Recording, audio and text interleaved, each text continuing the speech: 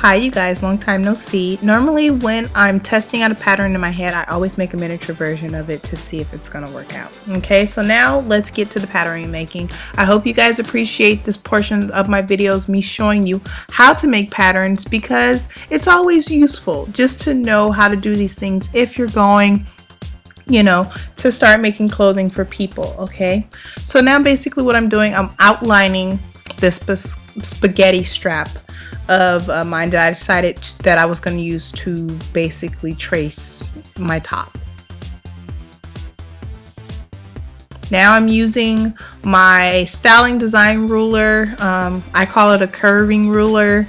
There's metal ones, there's plastic ones. You can get it from any craft store. You can get them from Joann's, Michael Levine's, any sewing store that you go to that has sewing supplies. You will find this ruler either in metal or plastic.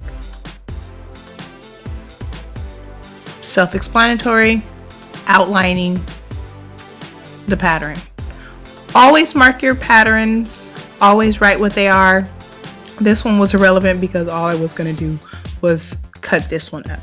But after you're done, your final pattern, after you're done with all your alterations, always mark them. I did add seam allowance to this.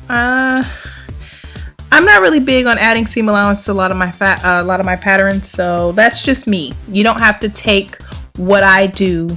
It's what I do, okay?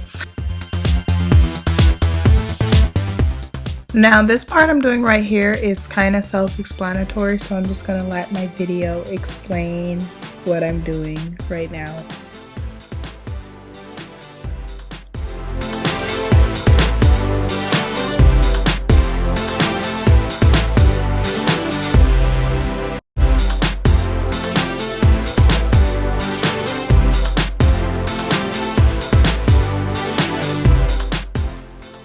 Now this is going to create the flare in my top by just slightly not cutting through the whole piece of paper. It's giving me that flare. Now all I'm going to do is transfer this onto another piece of paper.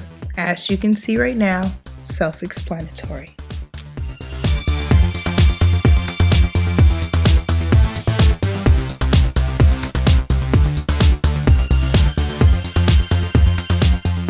As you guys can see, as I'm cutting, I'm adding seam allowance. That simple.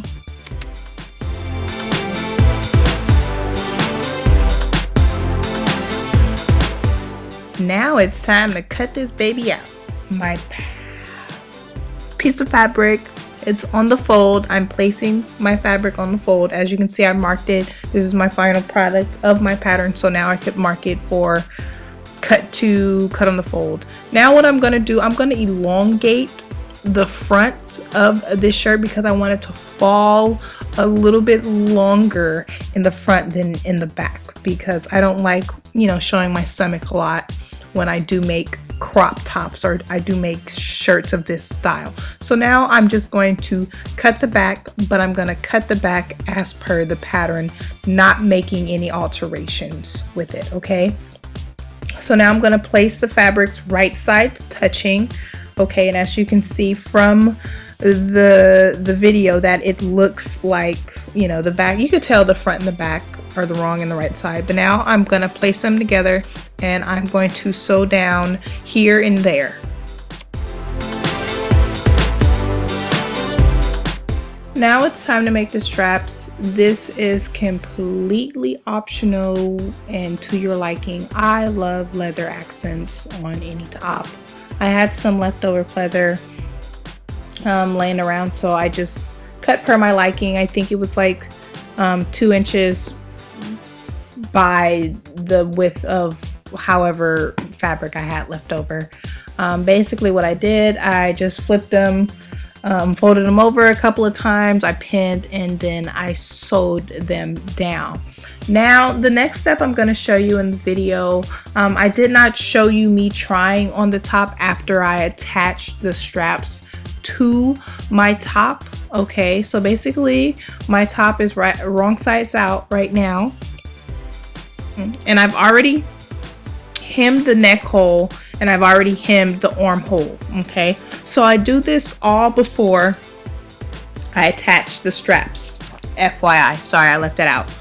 Now basically I did, you try on the top and you see where it falls. Okay, this is how much I needed to trim off in order for it to fall correctly where I wanted it to, and that was 2 inches. So now that's telling me I have to take 2 inches off of this strap where I pinned it on my top to make it fit correctly. Okay, and this is what I did. I basically took where I had it pinned in the back, 2 inches. I need to take that much off right here in order for it to basically fall. So all I did was where I had it pinned, I now moved that pin as to where I was going to sew. So see, I have this piece here.